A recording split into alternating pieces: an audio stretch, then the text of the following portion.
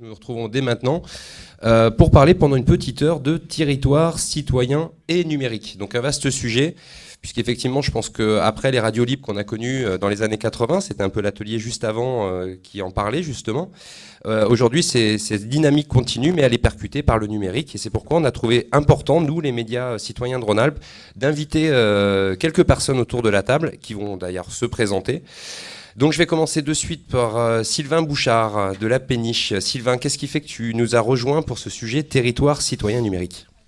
Outre le fait que j'ai reçu un coup de fil de Thierry Borne qui m'a fait plaisir de me convier à cette table, nous ça fait donc je travaille dans une coopérative qui fait on va dire maintenant de l'animation web. En gros, on fait du web participatif. On travaille avec des acteurs pour faire émerger une information locale, le plus souvent citoyenne. On travaille surtout sur des outils orientés, on va dire, principalement économie sociale et solidaire. On anime une plateforme qui s'appelle Rhône-Alpes Solidaire. Et notre idée, c'est que le web local, le web participatif, c'est un peu à la fois des nouveaux médias, mais c'est aussi une nouvelle manière de faire de la mise en relation, y compris sur un plan local. Et que des fois, on ne sait pas toujours ce qui se passe à côté de chez soi. Et que finalement, le web, même si ça paraît mondialisé, des fois très technique, c'est souvent le moyen de savoir ce qui se passe près de chez soi. Ok, donc on reviendra sur toi sur toutes ces questions-là. Alors j'ai à côté également Eric Labage, qui juste avant qu'on prenne l'antenne nous a été présenté comme quand même quelqu'un d'important à Lyon, qui a beaucoup œuvré sur justement ces fameuses radios libres. Est-ce que tu peux nous expliquer pourquoi tu es venu nous rejoindre aujourd'hui ? Déjà la première précision, moi je suis pas Eric Labage, il est à l'autre bout de la table. C'est Jacques, c'est Jacques. Moi je suis Jacques Boulu, donc comme Thierry l'a dit, je suis un vieux de la vieille des radios, puisque en 76-77, on a commencé à trouver que l'information n'était pas forcément ni bien faite, ni bien diffusée. Donc on s'est emparé, c'était un peu le thème de la table ronde d'aujourd'hui. On s'est emparé d'un moyen qui nous semblait abordable techniquement. On a monté nos propres émetteurs à l'époque. C'est pour ça qu'on allait chercher ces fameuses pièces en Italie, parce que non seulement elles n'existaient pas en France, mais c'était interdit. Et on a commencé à émettre en pirate, puisqu'à l'époque, c'était pas du tout autorisé, c'était même largement interdit, pour, apprendre le métier, commencer à diffuser de l'information alternative. Il y avait vraiment ce ressenti qu'on n'avait pas suffisamment de canaux d'information. Il faut voir qu'à l'époque, la bande FM, il y avait 3 radios, musique, culture et France Inter, et puis c'était à peu près tout. Mais parallèlement, en même temps, on avait aussi, on n'avait pas Internet non plus, on avait créé une agence de presse qui était à l'intérieur du mouvement écologiste et qui se voulait diffuser gratuitement de l'information aux différents groupes tous différents groupes et associations qui œuvraient dans ce mouvement-là, puisqu'elles avaient un cruel manque d'informations vérifiées, diffusées. Et on avait déjà trouvé ce moyen-là entre radio et agence de presse pour essayer de couvrir un peu mieux ce qui se diffusait comme information à l'époque. Après, je me suis un peu éloigné des radios, et récemment, moi je ressentais la même chose, le même manque par rapport... Alors maintenant, on n'a plus ce manque d'informations, on a au contraire, je dirais, une profusion d'informations qui fait qu'on a une grande difficulté, les gens, puisque c'est un terme générique, ont une grande difficulté à s'y retrouver parmi la masse d'informations qu'ils ont, aussi bien au niveau local, régional qu'international. Et je recherche d'autres moyens de repartir de la même manière, à s'emparer des médias et des moyens qui nous sont mis à disposition pour essayer de faire quelque chose dans l'information et la remontée d'information des citoyens. Je pense que je reviendrai justement sur la techno. Justement, ça serait intéressant en fait, puisque finalement, on regarde, il y a 2 ondes, il y a les ondes hertziennes que tu as ouvertes, et puis il y a aujourd'hui les ondes Wi-Fi, mais finalement, c'est qu'une histoire d'ondes, donc je pense qu'il y aura pas mal de choses à nous dire. Guy Pastre de la Maison de Grigny. Donc nous on se connaît très bien puisque ça fait quand même pas mal d'années qu'on travaille ensemble. Est-ce que tu peux nous expliquer pourquoi tu te retrouves à cette table ronde sur territoire citoyen et numérique ? Vaste programme. Donc la maison de Grigny, on fait partie de la famille des espaces publics numériques. Vous savez, les structures qui sont là, qui ont été créées à l'origine pour permettre l'accès aux technologies au plus grand nombre et pour une appropriation, on va dire, des usages. Donc nous, on se revendique d'être de l'éducation populaire, c'est-à-dire d'animer un projet d'appropriation citoyenne, on va dire, des technologies et dans une dynamique d'éducation populaire, puisqu'effectivement, c'est un projet qui est né avec les habitants et construit avec les habitants. Donc alors pourquoi on est ici et pourquoi on a un lien depuis quelques années quand même avec les médias citoyens? C'est parce qu'on est quand même implanté sur le territoire de Grigny, dans le Rhône, donc, et qui a une forte histoire au niveau de la démocratie participative, du média citoyen avec Vivet, qui est la télé participative, donc, qui était portée par le maire de Grigny. Et c'est vrai qu'on a essayé, en tout cas, de contribuer pendant quelques années à l'émergence de ce projet-là et voir en quoi le numérique pouvait apporter effectivement quelque chose une plus-value sur ce type de projet. C'est pas mal ça. Alors, comme je lui ai fait justement à Jacques, alors je vais demander du coup à Jacques de nous expliquer. Non, je rigole. C'est pour justement changer. Donc, Eric, parle-nous effectivement. Donc, on se connaît pas. Eric Labage, Radio Grévaudan. Grésivaudan. Super. Donc, je suis enchanté de te rencontrer. Est-ce que tu peux m'expliquer pourquoi tu te retrouves à cette table ronde? Je dirais comme mon collègue au début, par un coup de fil de Thierry, mais aussi parce que Radio Grésivaudan existe depuis 30 ans, une radio militante de territoire, de pays, de communication sociale de proximité, en lien direct avec la population. Les années ont passé, est arrivé le web, on s'est donc posé la question du site internet de la radio sur le web. Ce que l'on a fait très très rapidement, on s'est rendu compte de l'intérêt relativement petit de cloner la radio par un site web.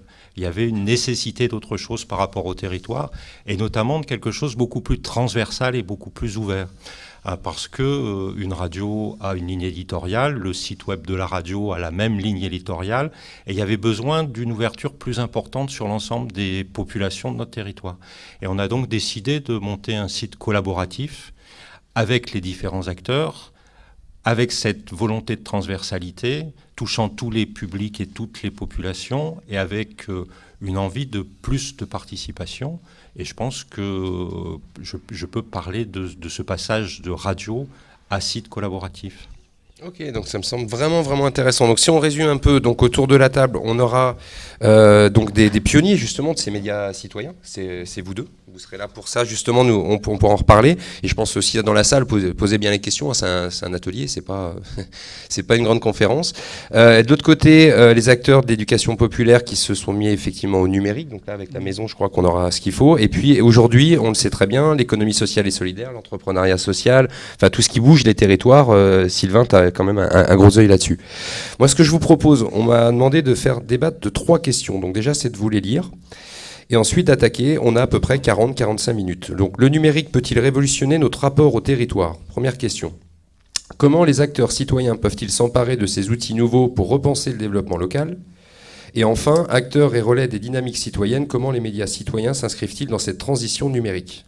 Donc c'est évidemment pas mal. Moi, je suis vraiment tenté, avant de démarrer, territoire citoyen et numérique, qui veut se lancer, qui veut bien me définir qu'est-ce que c'est qu'un territoire, avant d'aller dans numérique et citoyen. En 3 quarts d'heure. En 3 quarts d'heure, bien sûr. Non, mais je pense que c'est important. Est-ce qu'on peut partir aujourd'hui sur une définition, finalement, qu'est-ce que c'est qu'un territoire, aussi bien pour quelqu'un de très instruit, etc., mais aussi pour quelqu'un en bas de chez nous, quoi, finalement. Qui c'est qui veut bien... Sur la notion du territoire, avant de parler de numérique. Moi, je veux bien dire un mot là-dessus. Je pense que, justement, on est dans un paradoxe. Les nouveaux moyens numériques, on le lit à longueur de journaux, ça ouvre sur le monde. Alors on peut avoir tendance à dire maintenant, le territoire, c'est le monde, puisque en un quart de seconde, j'accède à n'importe quel endroit de la planète. Et dans le même temps, au niveau de la société, on est en train de se rendre compte qu'il y a de plus en plus d'isolement des personnes. C'est-à-dire que en ouvrant le territoire numérique sur le monde, je ne sais pas si c'est vrai, mais on a une tendance, en particulier dans les grandes villes, à voir le territoire très local, le quartier, le voisin, la montée d'escalier se réduire. Et donc, où je pense qu'on a à travailler, c'est d'arriver à marier ces deux ou ces trois notions de territoire, parce qu'il y a aussi la région, il y a aussi le pays, il y a l'Europe. Je pense que la population a de plus en plus de difficultés à se retrouver dans ces différentes notions de territoire, et que le rôle des médias, en particulier des médias numériques, c'est d'arriver à concilier tout ça pour permettre à la population de s'y retrouver et d'aller chercher l'information, la bonne information, et de participer à ces différents niveaux de territoire, pas uniquement au niveau de son quartier, pas uniquement au niveau de la ville, mais comment aller plus loin et les faire participer même à l'échelon mondial. D'accord. Il y a quelqu'un qui veut rebondir sur ça autour Ouais, de... je suis assez d'accord. S'il n'y a pas un territoire, il y a des territoires. Il y a le territoire de vie, il y a le territoire du travail, il y a le territoire de l'imaginaire, il y a le territoire de la culture, il y a de la connaissance, de l'information. Enfin, il y a plein de territoires. Et effectivement, d'une certaine manière, le numérique a démultiplié ces territoires. Et en même temps, je pense qu'il permet de mieux retisser ce qui se passe localement. Moi, c'est ce que je disais tout à l'heure en introduction. C'est vrai qu'on nous parle du numérique comme ce qui a permis de rapetisser le monde d'une certaine manière. On peut savoir ce qui se passe quasiment en temps réel dans un conflit au Moyen-Orient, par exemple. On l'a vu avec le printemps arabe. Et en même temps, ça ne résout pas tout. Il y a la question du lien social, il y a la question de la proximité, des solidarités du quotidien, etc. Et en même temps, il y a moyen, parce qu'il y a des acteurs de terrain qui agissent sur ces questions, que le numérique vienne au service de ces logiques-là. Et après, la compréhension des territoires, même si moi je pense qu'il faut quand même qu'on reste humble, c'est vrai que les choses se complexifient. On a une masse d'informations, comment l'organiser, comment mieux la comprendre. Les médias citoyens peuvent y participer, mais on rentre aussi dans la cacophonie. C'est-à-dire qu'effectivement, avant, il y avait 3 radios. Maintenant, il y en a des millions avec les web radios. Il y a les web TV, les trucs participatifs, nos sites qu'on peut développer à une petite échelle. Donc, on fait partie de la cacophonie. Et en même temps, je trouve que c'est aussi ce qui est bien, c'est qu'on arrive à exister et à trouver un public. Après, cette complexité, je pense qu'il y a beaucoup à faire sur l'éducation aux médias, sur ce qui se passe à l'école et en périscolaire pour faire comprendre tout ça, quoi. La question de l'éducation populaire, aujourd'hui, elle est percutée et elle a percuté tout ça de manière forte, quoi. Je suis déjà rassuré, c'est qu'en fait, on va bien partir sur une définition territoire citoyen numérique, donc territoire culturel plutôt. Je pense que c'est plutôt ça, et non plus le territoire cadastral, comme on nous a appris effectivement pendant longtemps. Guy, au niveau des quartiers justement populaires, est-ce que c'est aussi une vision partagée? Là, on voit des acteurs. Est-ce que c'est une vision partagée aujourd'hui? Est-ce que le territoire, ça devient de plus en plus un territoire culturel plus que cadastral? Je veux dire, ça, c'est une vraie... Oui. Allô?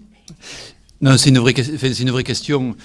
Moi, pour rebondir sur les territoires, je suis d'accord effectivement qu'on n'a plus un territoire, on a des territoires, mais que paradoxalement, au plus les territoires deviennent vertigineux en termes de dimension et de compréhension, au plus il y a besoin d'un ancrage. Et qu'effectivement aujourd'hui, quand on parle des quartiers ou quand on parle effectivement de travailler avec des habitants, on a besoin effectivement de retrouver cet ancrage local. Il faut qu'à un moment donné, de trouver une identité pour qu'on puisse partir à la découverte de ça. Et qu'on s'aperçoit que si on n'accompagne pas ça et si on n'aide pas au décryptage, effectivement, on met les gens en difficulté plus que les accompagner dans une richesse ou dans une ouverture. Et juste par réponse sur une question, c'est voilà, les publics que tu accompagnes, les associations en bas de chez toi, à Grigny, est-ce qu'aujourd'hui on a évolué? Parce que sinon, territoire, c'est vite vu, hein, conseil général, région, ça c'est des cadastres. Oui, et on sait visiblement que c'est pas aujourd'hui sur ça qu'il faut qu'on parte. C'est ce territoire, il y a des territoires. Comment aujourd'hui c'est perçu ça, par les gens de la population de Grigny, par exemple, aujourd'hui? Quand vous parlez, vous faites des animations. Ils en sont où du territoire? Ils en sont comme à beaucoup d'endroits, c'est-à-dire en gros ils appartiennent à un quartier, ils appartiennent à une ville, ils appartiennent à une allée. Enfin, je dirais après, voilà, les identités restent ce qu'elles sont, quoi. Donc à partir de là, de se dire comment le numérique, en tout cas les animations qu'on peut proposer, leur permettent effectivement de se rencontrer, de construire ensemble, je dirais, d'avancer. Je dirais ça fait partie effectivement de notre mission et des missions globales des travailleurs sociaux. Après la difficulté, c'est qu'aujourd'hui qu'on parle de l'accompagnement, alors au numérique, numérique ou de l'accompagnement social, globalement, il n'y a pas de financement sur ces questions-là, et qu'au final, on se retrouve, je veux dire, pris dans des dispositifs qui imposent des territoires. Je veux dire, on est quartier en difficulté, on y est zone prioritaire, etc. Et que globalement, les dynamiques qu'on est censé impulser sur un territoire, je veux dire, au global, mais il faut qu'elles puissent se justifier parce que globalement, on a des gens qui ont été situés comme étant en difficulté ou sur des projets identifiés comme ça. Je veux dire, on n'a pas de financement de droit commun sur ces questions-là. Et je dirais c'est la vraie difficulté, mais comme la culture, comme d'autres secteurs d'action, quoi. Au niveau justement, alors dans ce cas-là, plus du côté d'Éric, toi tu nous expliques que ça fait 30 ans. Alors justement, on va faire maintenant la boucle un petit peu. Territoire, on a vu que ça sera un territoire culturel, il y a des territoires. Aujourd'hui, la citoyenneté, si on commence à aller vers cette question, la citoyenneté il y a 30 ans avec les territoires, est-ce qu'elle a changé? Est-ce qu'elle est la même? On en est où avec Je pense qu'elle a changé. Je suis d'accord pour dire qu'il y a des territoires, mais à mon avis, il est indispensable de penser qu'il y a un territoire physique et une terre et un enracinement indispensable. C'est-à-dire qu'à mon avis, on ne peut pas travailler d'un point de vue des médias numériques sur les territoires culturels si on n'associe pas ça à un territoire physique. Et la grosse problématique que l'on peut rencontrer sur notre territoire, le Grésivaudan, qui est un territoire de passage, qui comprend 50 communes, c'est celle de l'enracinement. C'est-à-dire, effectivement, les territoires, qu'ils soient culturels, économiques, de travail, fonctionnent à peu près. La demande citoyenne et de répondre à la question, mais d'où on vient, où on est.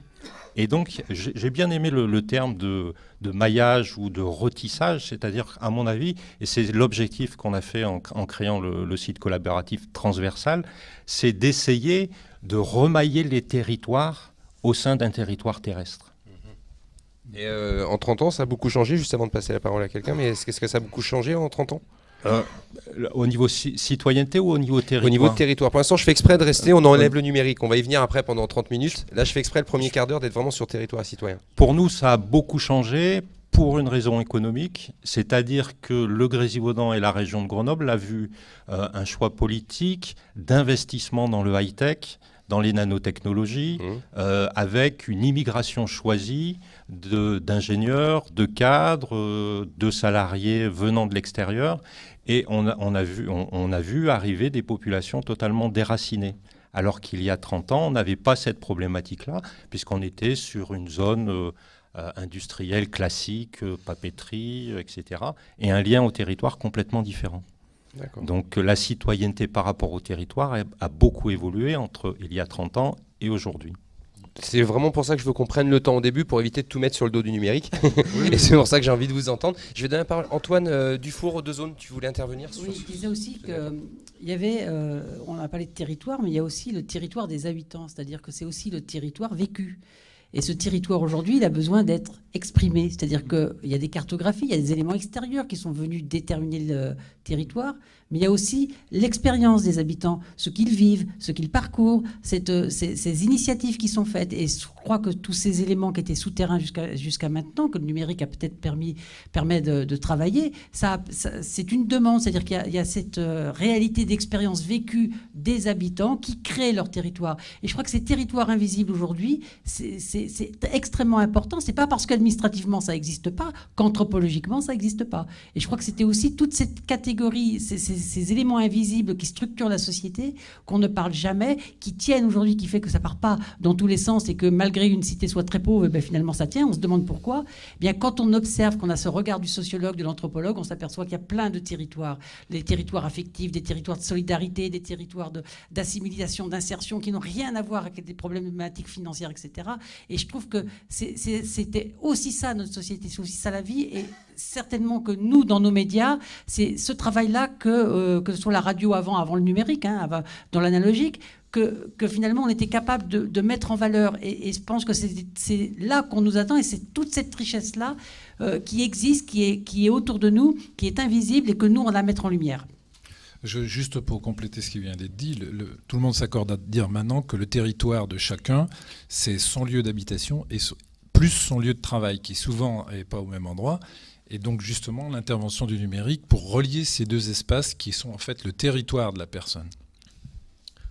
Il y a des interventions. Tu veux bien faire passer le micro, Antoine? Il y a des interventions également. Toujours sur territoire. Je fais exprès, on aura l'occasion de parler du numérique dans tout ça pendant au moins 30 minutes. Oui, Olivier Bérardi, la TVNet citoyenne sur Chambéry.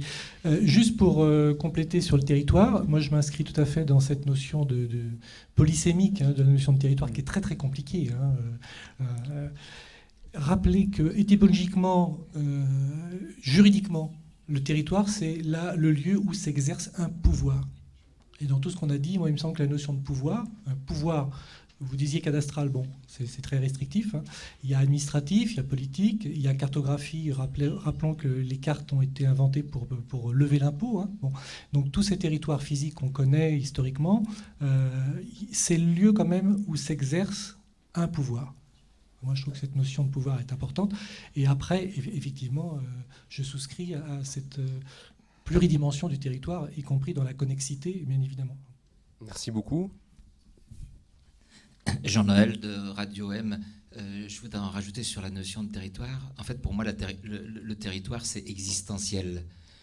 Et au niveau des animaux, le territoire, c'est ce que l'on définit comme étant ce qui me permet d'exister par rapport aux autres. Ce n'est pas forcément géographique, c'est un moyen de pouvoir faire le lien entre ce que je suis et ce qui est autour de moi. Et donc, la notion de territoire est à ramener aussi à une notion d'histoire. Et lorsque je vais sur le territoire de l'autre, j'ai aussi besoin de comprendre qui il est, comment il fonctionne, afin de moi-même pouvoir me repositionner. Et donc, je crois qu'il faut pouvoir comprendre la notion de territoire à travers ça. Écoutez, moi ça me va bien. Je crois qu'on est en train de faire du Wikipédia en live, j'aime bien.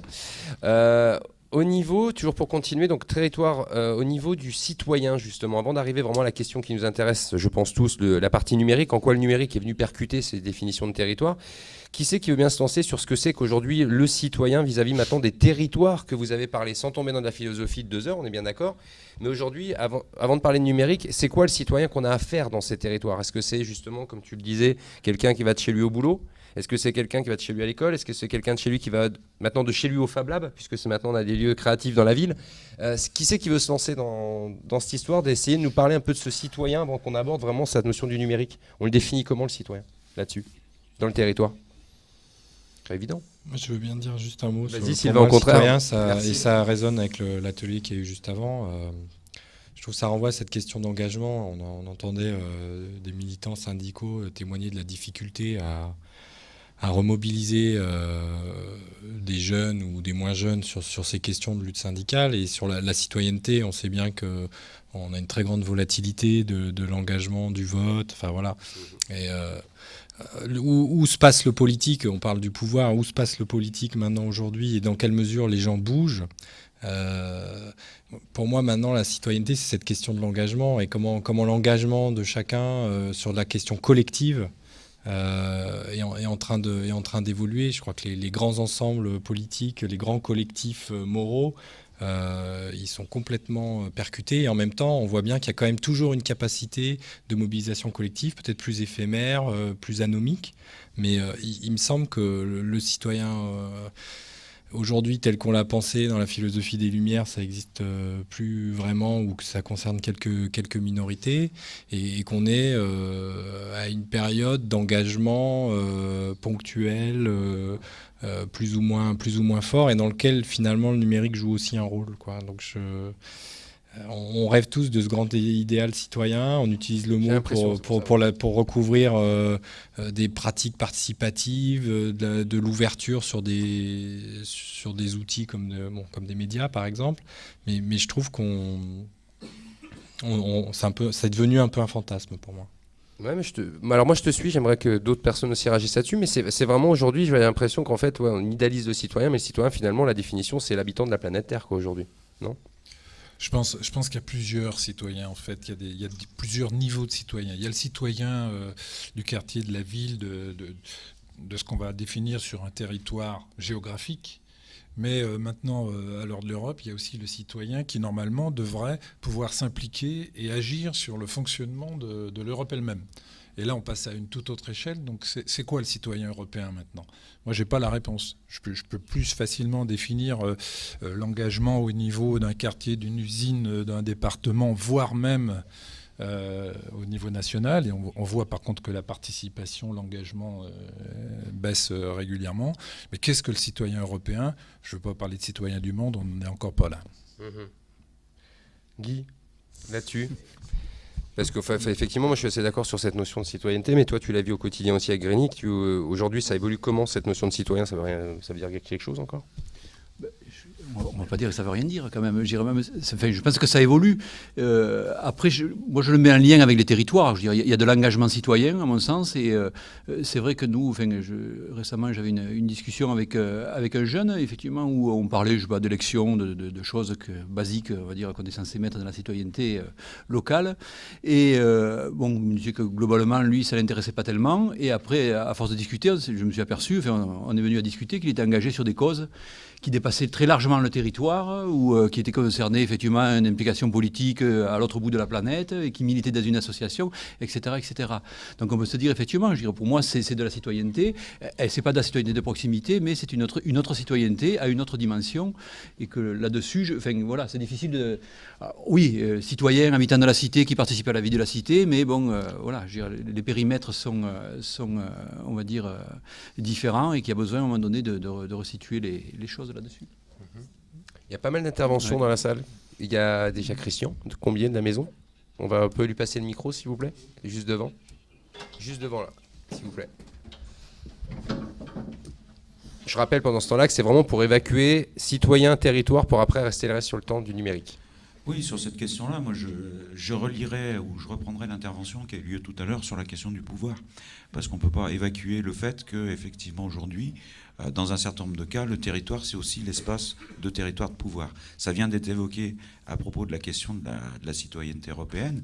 Et nous, ce qu'on peut constater quand même dans les animations, dans les projets que l'on peut conduire, c'est qu'autant on peut mobiliser des citoyens au plan local pour construire, co-construire, échanger, partager, faire de l'entraide, etc. Autant ça devient compliqué aujourd'hui de mobiliser le citoyen par rapport aux espaces de décision. Parce que si on prend Grigny, effectivement, sur la ville de Grigny elle-même, il y a une partie... Et de ce point de vue-là, on a aussi de la chance parce qu'il y a tout le volet démocratie participative, budget participatif qui permet aux citoyens d'exercer une partie du pouvoir. Mais on sait quand même malgré tout qu'aujourd'hui, une partie des décisions qui organisent la vie des citoyens à Grigny est prise à l'échelle du Grand Lyon, qui est une autre échelle de territoire, que cette échelle de territoire-là n'a pas complètement les marges de manœuvre parce qu'elle dépend aussi d'un niveau d'échelle de décision qui est le niveau d'échelle de l'Europe, et qu'on est dans un système de délégation de pouvoir qui est en train de se diluer.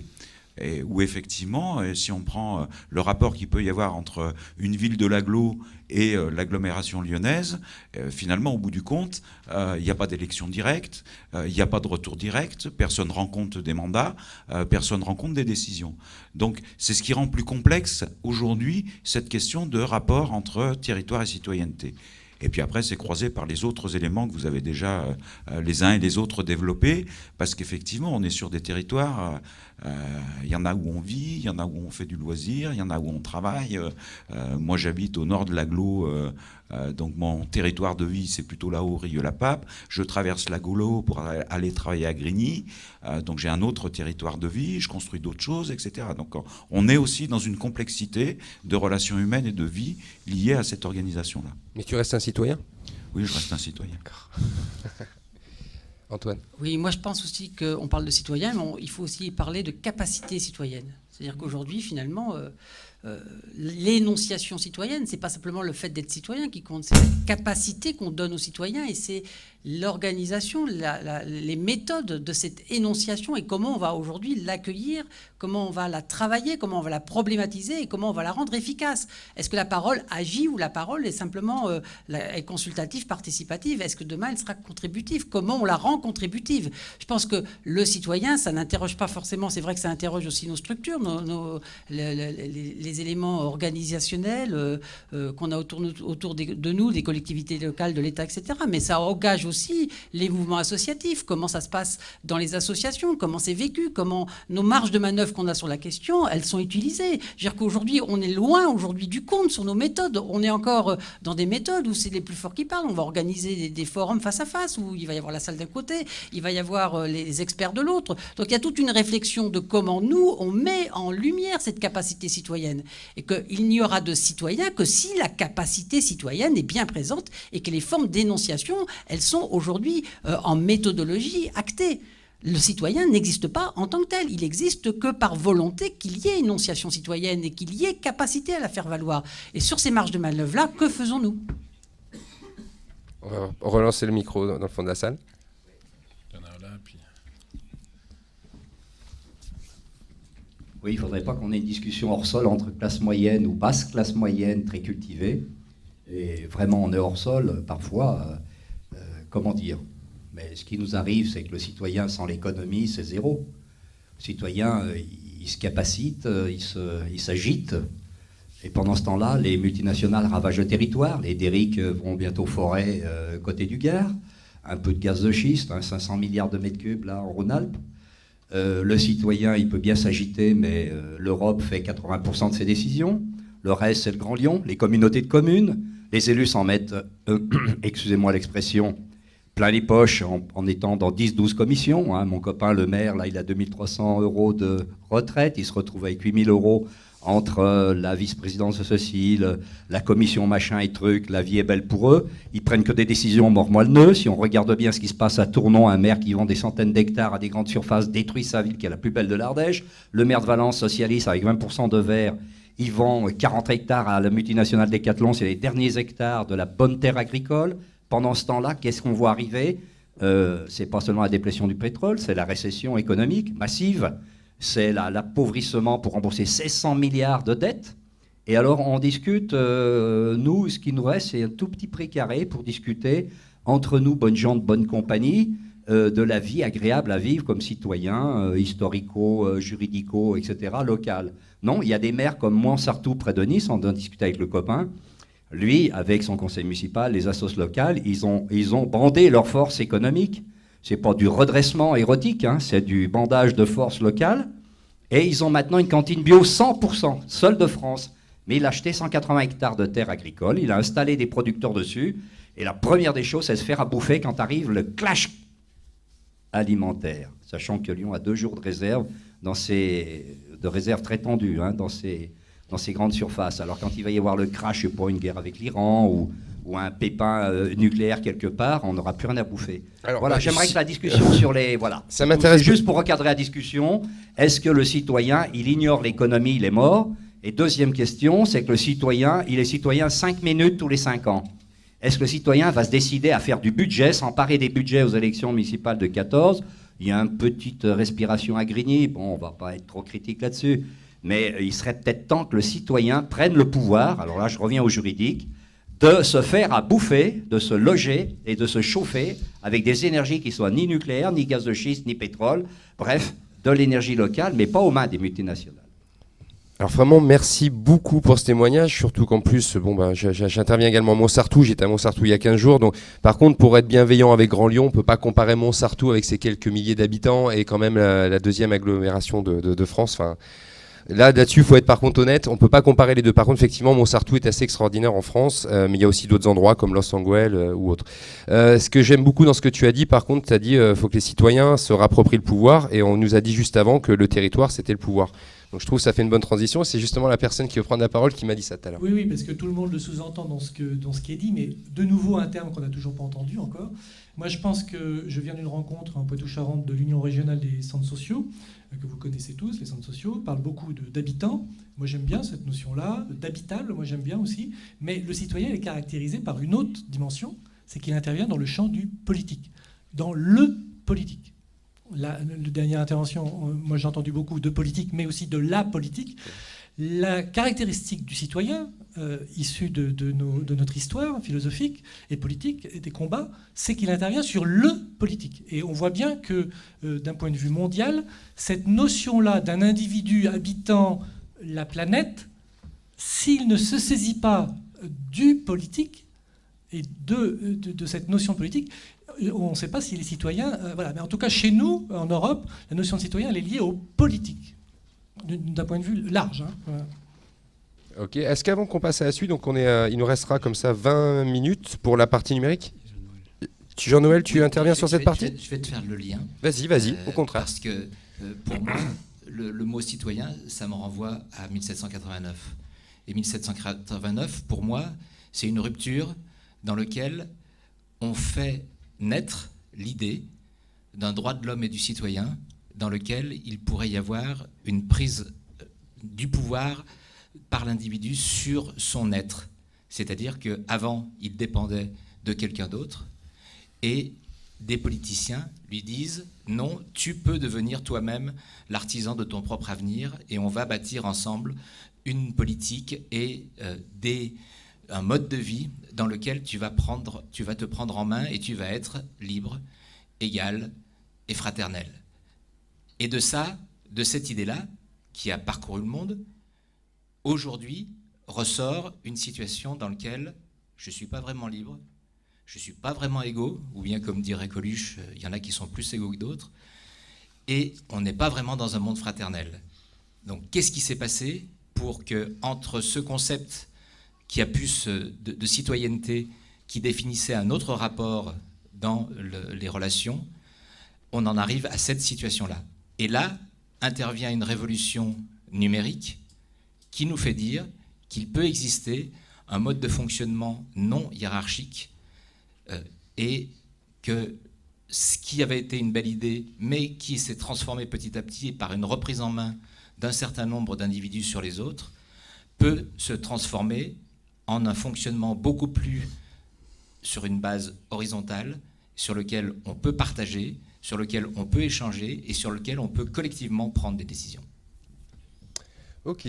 Alors ça me fait effectivement une bonne transition avec la partie numérique. Il nous reste 20 minutes là-dessus. Alors maintenant, je peux le dire, oui, effectivement, je suis venu il y a 2 ans aux Médias Citoyens donc de Rhône-Alpes, où j'ai la chance maintenant d'être vice-président, mais la plupart des personnes me connaissent ici comme plus la partie médiation numérique de la Cyberloire en Rhône-Alpes, et également de Coraya, qu'on anime avec Guy.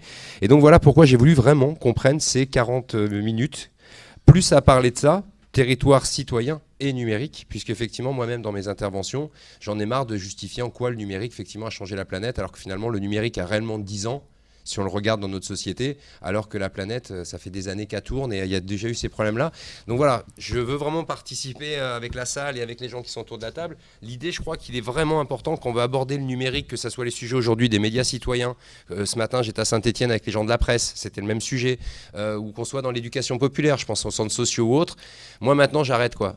Le numérique, je le mets en dernier. Le numérique, finalement, il est pas grand-chose. Alors, je voudrais juste qu'on précise une chose sur le numérique. Et là, je vais donner la parole, par contre, et aux gens ici et dans la salle. Le numérique, c'est 3 choses. C'est les infrastructures, c'est les services qu'on met sur ces infrastructures et c'est les usages. Donc, je demanderai à tous les intervenants qui interviennent, on n'a pas tout l'après-midi pour redéfinir le numérique, mais voilà, de bien respecter ce processus. Vous ne pouvez pas parler de numérique si vous n'y mettez pas les infras, les services et les usages. Après, vous pouvez parler plus précisément des usages du numérique, des services du numérique, des infras du numérique, mais je vous demanderai dans vos interventions de ne pas oublier les 3.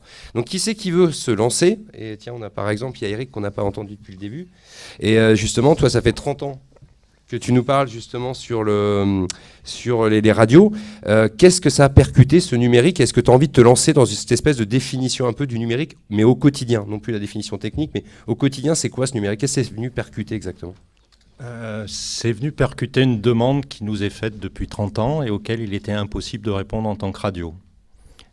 Une demande extrêmement simple et basique qui était la suivante. Voilà, on habite sur un territoire de 50 communes.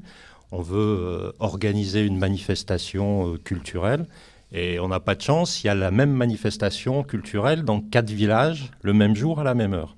Est-ce que la radio ne peut pas nous aider à avoir un planning des manifestations qui vont avoir lieu dans le futur? Ça, c'était quand à peu près?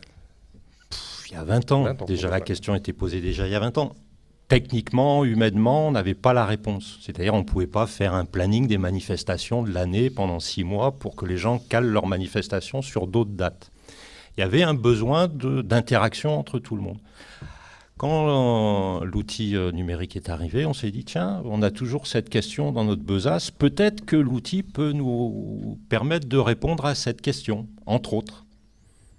Et donc, on a mis en place un outil qui permet de répondre à cette question, qui n'est pas utilisé par la population aujourd'hui, ou très mal, qui continuent à faire leur date de manifestation culturelle le même jour et en même temps. Voilà. Un changement d'outil, mais pas un changement de comportement de population. L'idée du site Internet collaboratif qu'on a mis, et ça répond aussi à la deuxième question qui était « Qu'est-ce qu'un citoyen ?» J'ai beaucoup entendu l'association citoyen et engagement. Ouais, c'est vrai. ce qui est une réalité. Nous, on s'est posé la question de citoyen et pas engagement. Comment on peut le toucher? Comment on peut être en lien? Comment on peut le prendre en compte? Parce qu'il a une existence sur le territoire, il fait vivre le territoire.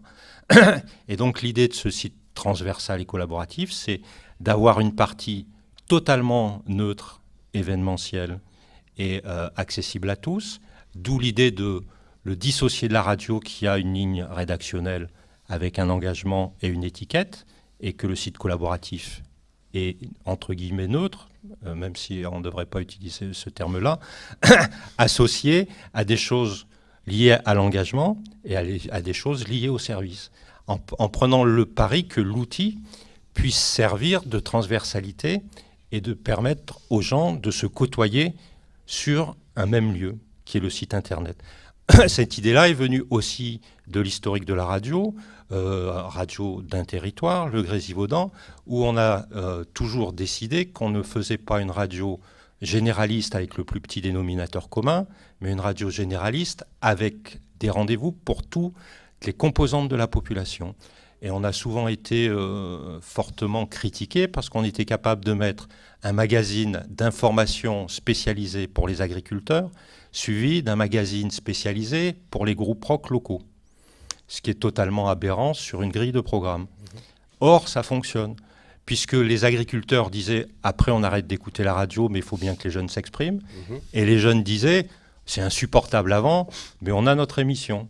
Et les deux communautés, les deux types de citoyens, les deux types de territoires, se maillaient ensemble.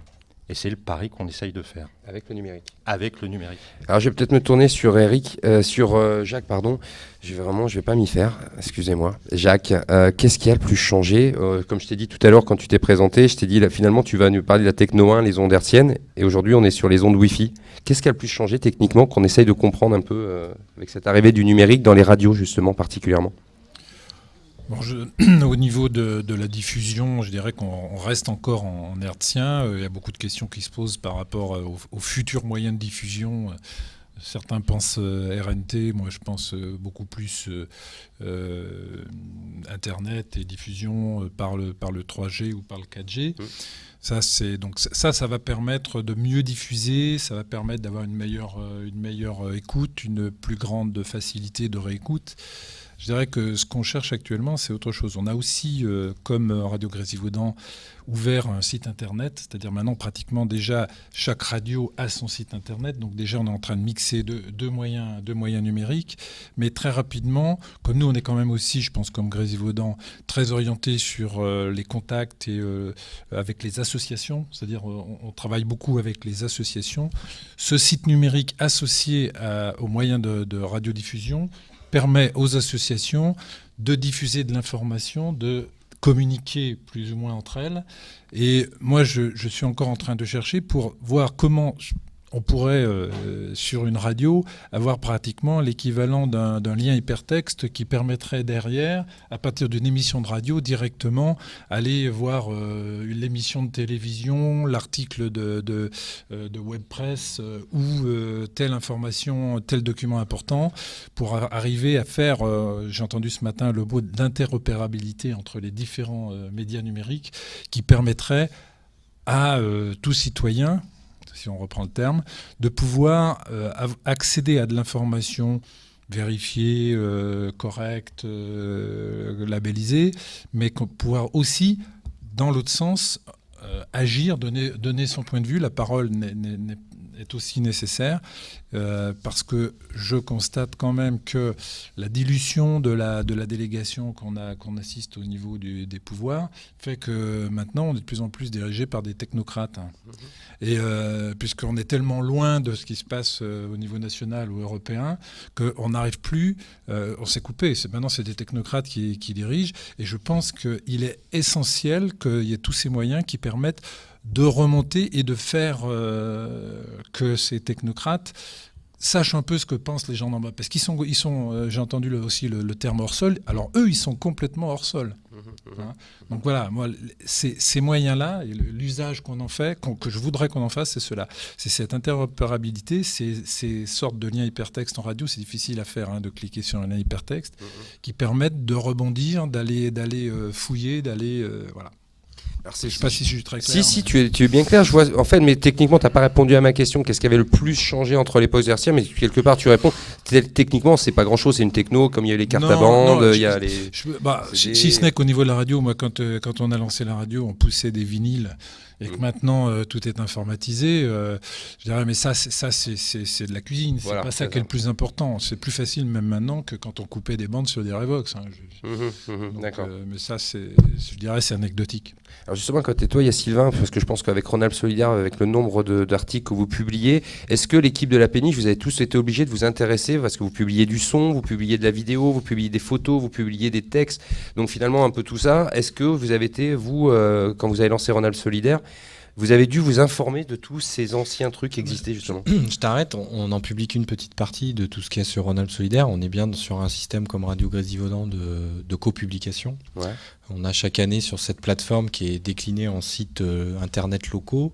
On a chaque année plus de 500 contributeurs, donc qui sont essentiellement, et là je rejoins l'intervention de tout à l'heure, qui sont essentiellement des structures qui font de l'économique citoyen. C'est un peu le sens de l'économie sociale et solidaire.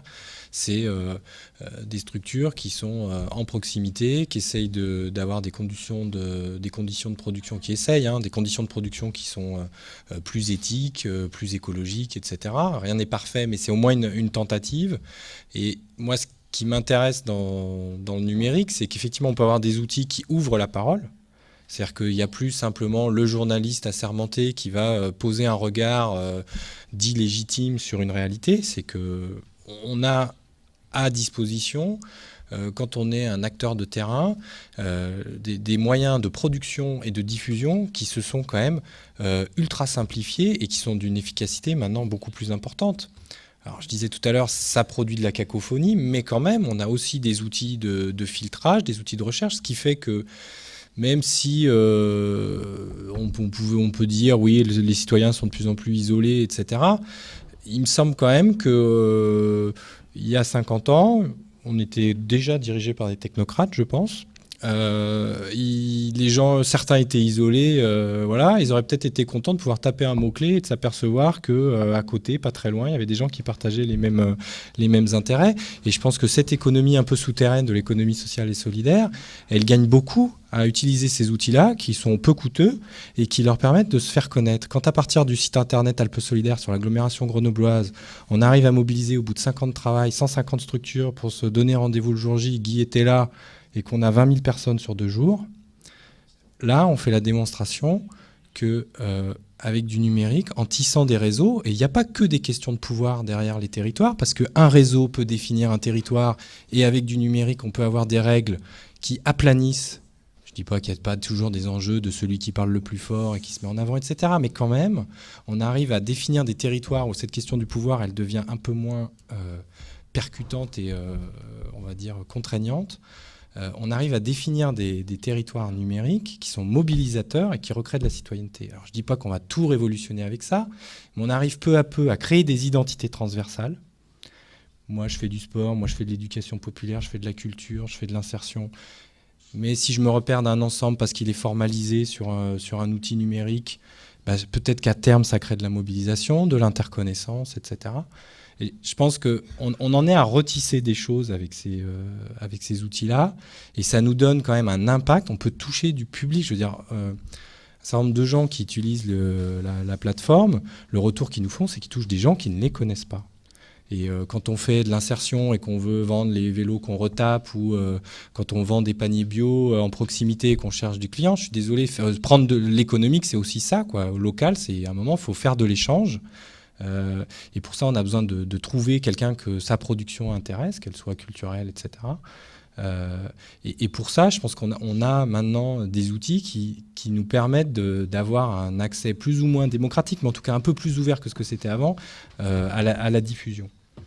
Mais je reviens bien sur ma question. Est-ce que, puisque tu représentes plus même si t'es pas un pur je suis pas mandaté, ouais. Voilà, non, t'es pas un pur Y. C'est ma vraie question. C'est est-ce que vous avez dû dans la rédaction, vous qui êtes plus du web, est-ce que vous avez dû par contre, ou est-ce que vous êtes passé par là, par apprendre justement cette histoire des médias citoyens qui viennent effectivement plus des radios comme on connaît, tout ça pour arriver à faire moi, je suis ravi d'être à côté d'un des présidents Radio Calate, parce que dans ma vie antérieure, j'étais attaché de presse radio pour une maison de disques et je travaillais avec des gens de Radio Calate, parce que déjà les maisons de disques, elles avaient bien compris qu'il fallait des outils locaux pour diffuser, faire connaître leurs artistes. Et moi, j'étais sur un label qui montait des artistes en développement. Donc, on travaillait avec des petites émissions, y compris des gens qui tenaient des manières bénévoles des émissions. Donc, ce que je veux dire, il y a cette question de l'éducation populaire en action par des outils participatifs qui donnent l'occasion aux gens de s'exprimer, que ce soit pour parler d'agriculture ou de rock local. Je pense, moi, je l'avais déjà, et on était plusieurs à la péniche à avoir cette sensibilité-là. Et nous, on a vécu, au départ, on était à l'origine des gens, on venait plutôt, on travaillait avec le monde de l'édition, puis la presse. On a découvert, en gros, c'est avec SPIP, quoi. Pour nous, c'est la découverte d'un logiciel libre qui permet de faire de la publication et d'ouvrir de l'accès sur un site web à plusieurs. On travaillait déjà sur de la presse avec des comités de rédaction. C'est qu'on faisait, on associait des gens pour faire le sommaire du journal ensemble. Mais le web a ce côté instantané, simple, on n'est pas obligé de s'adouber, de se donner rendez-vous dans une réunion, etc. Et nous, quand cet outil est apparu, qu'on a compris ce que ça pouvait être, le web participatif, c'est devenu là-dessus qu'on s'est lancé, de se dire comment on fait que les gens, ils ont des choses à dire, il y a quel que soit leur thème, il y a des citoyens, il y a des professionnels qui ont besoin de travailler ensemble. On disait qu'il y a plein de territoires, des technocrates, etc. Déjà, si les technocrates, ils travaillaient entre eux correctement, on éviterait déjà un certain nombre de problèmes. Donc on a aussi à leur proposer des outils de ce genre pour qu'ils partagent leurs infos, etc. Donc, il y a une grosse différence, Sylvain, toi qui as fait les deux, de formation entre, à l'époque, dans ce cas-là, donc dans les radios libres, il fallait se former à minima sur une technique. On m'a expliqué hier soir au repas qu'il y a même dans ces locaux quelqu'un qui est décédé, Lou Patrice. Voilà, c'est même dans ces locaux-là qu'il y a eu, pour installer une radio sur le toit, il y a eu des... Non mais voilà, je sais qu'il s'est passé des choses. Ça, c'était à l'époque, techniquement, ça avait l'air difficile, tout ça. Et aujourd'hui, voilà, si tu veux bien rejoindre sur l'anecdote d'hier. Oui, ce qui s'est passé, c'est que la Radio Canu, qui était donc la première radio, elle s'appelait Léon à ce moment-là, c'était des petits changements, et puis Radio Canu avait décidé, après avoir été prise une première fois au Minguettes, où elle émettait tout à fait dans le tout début, a été reprise par la police une deuxième fois, ici, parce qu'elle avait décidé d'être au vu au-dessus de tout le monde et vraiment d'apparaître... Alors après, il y a eu un petit procès, mais c'était sympathique. Le juge était très favorable. Il nous demandait simplement si on ne trouvait pas que c'était interdit. Ah oui, bon, on va vous donner une petite condamnation. Mais c'était déjà quelque chose qui, au vu de beaucoup de gens, la plupart des gens qui lisaient Le Progrès, on est passé en première page Radio Canu là-dessus, c'était déjà quelque chose de légitime. C'était pas encore permis. Il n'y avait pas la loi. On ne savait pas si Mitterrand serait... le président de la République l'année d'après, mais il y avait une légitimité reconnue par tous de cette prise de parole. Je crois que c'est important, ça aussi. Donc ça s'est passé ici. Ça s'est passé ici. Et le flic qui voulait démonter l'émetteur, ça bougeait beaucoup, il y avait du vent. Ouais, c'est ça que merci d'avoir bien précisé, mais c'est ça que je voulais dire, Sylvain. J'ai l'impression que le numérique, puisque c'est aussi dans la salle, il y a aussi plus des gens des médias que du numérique. J'ai l'impression qu'avant, il fallait vraiment trimer pour aller vers ce genre de choses. Aujourd'hui, le numérique, on n'a pas besoin de trimer comme ça aussi, non ? C'est vrai qu'aujourd'hui, mettre en place un petit site, un petit blog, c'est quand même assez simple. C'est pas pareil que de monter un émetteur et de raccorder ça à une console. En même temps, ce petit apprentissage maintenant, et je trouve que le travail que font les radios de proximité ou les télés participatives, ce petit apprentissage de la technique, du cadrage, maintenant même ces outils-là aussi se sont quand même beaucoup simplifiés. Je veux dire, on a de la production son qui est beaucoup plus simple, les vidéos c'est pareil. Je trouve que ça aussi, ça a connu une simplification. C'est vrai que le numérique maintenant... c'est l'ère du copier-coller, quoi. Enfin, je veux dire, on a des outils qui ne demandent pas une énorme technicité. Ceci étant, il ne faut pas être effrayé par le numérique. Il faut comprendre cet espace abstrait. Ça reste quand même. Je pense que c'est pas tellement technique que l'abstraction de j'envoie un message, mais où est-ce que je le mets, où est-ce qu'il va aller, qui va être en face, qu'est-ce que je vais avoir comme retour. Et c'est là où enfin voilà, ça fait la 3e fois que je dis cacophonie, et c'est là où il y a cette éducation à avoir et à prendre conscience des espaces dans lesquels on évolue. On a dit qu'il y avait plein de territoires, et ça les démultiplie, et il y a un peu un apprentissage de ces univers à avoir. C'est pas compliqué de rentrer dans ces univers, mais après de comprendre ce qui s'y passe.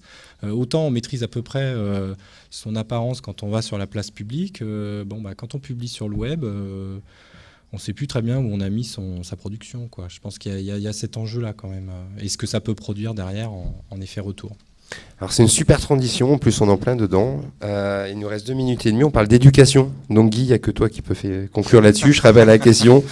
Territoire, citoyen et numérique, qu'est-ce que ça change? Et il nous reste 2 minutes pour conclure sur qu'est-ce que ça change la partie éducation. Et là je te demanderais d'être plus global, avec Coraya presque. Au niveau, tu as une vision plus large que Grigny.